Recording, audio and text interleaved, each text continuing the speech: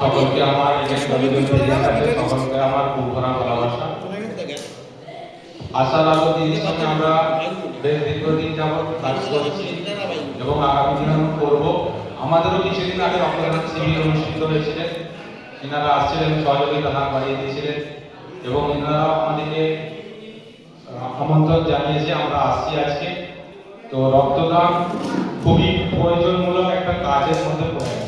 আমাদেরকে সকলকে, আমাদের যত এনজিও আছে, এই রক্তদান শিবিরকে আমাদেরকে আরো বেশি করে বাড়াবার জন্য উৎসাহ জানাতে হবে এবং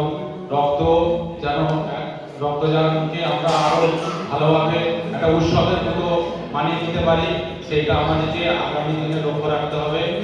এবং আমরা আমাদের সদস্যদের হাতে সঙ্গে নিয়ে আসছি। আমরা নতুন একটা ফান্ড ওপেনিং করেছি, আমাদের 1 বছর আমাদের ফান্ডটা ওপেনিং হয়েছে।